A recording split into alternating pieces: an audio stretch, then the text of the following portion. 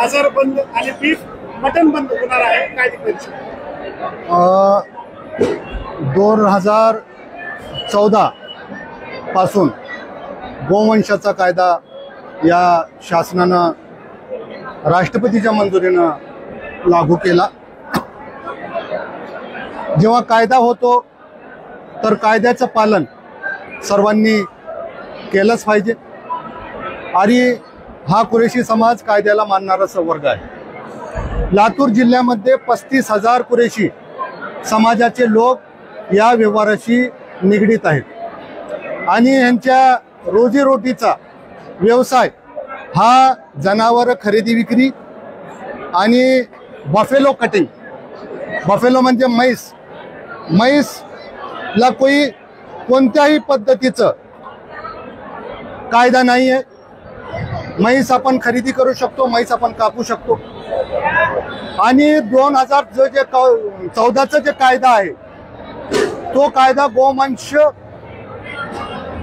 हत्येचा आहे, गोवंश कटिंगचा आहे।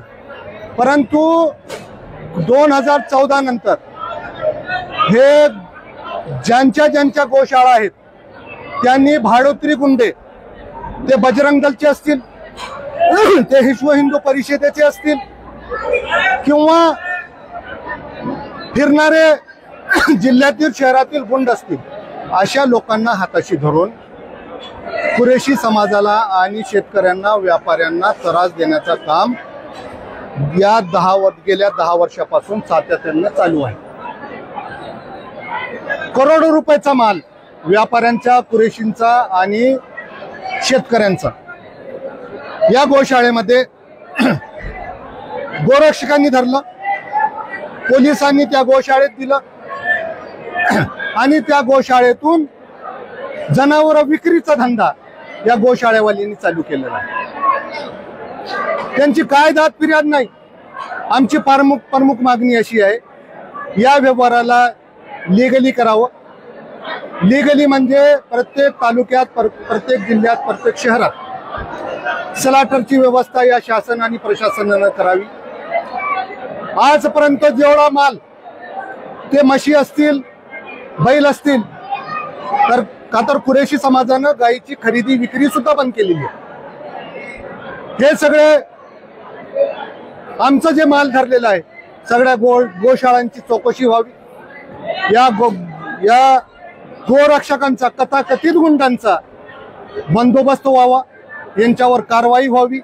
हे गाड्या अडवतात, गाड्या अडवल्यानंतर पैशाची मागणी करतात, पैशाची मागणी पूर्ण नाही झाली तर पोलिसांना बोलवतात, टाइम पडल्यास पैसे काढून घेणं, टाइम पडल्यास कुरेशी समाजाला, व्यापाऱ्यांना, शेतकऱ्यांना मारहाण करणं आणि बेदम मारहाण करणं, अशा पद्धतीचं काम चालू आहे।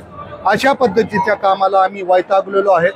त्यासाठी महाराष्ट्रातील कुरेशी समाजानं चक्क खरेदी, विक्री आणि कटाई हे सगळं बंद करण्याचा निर्णय घेतलेला आहे आणि त्यानुसारच त्या संदर्भात आज लातूर जिल्ह्याची मीटिंग होती आणि पूर्ण लातूर जिल्ह्यात सुद्धा शनिवारपासून म्हणजे रविवारी हा लास्ट दिवस राहील आणि सोमवारपासून या लातूर जिल्ह्यात पूर्णपणे बेमुदत खरेदी, विक्री आणि कटाई ह्या सर्व बंद राहणार आहे।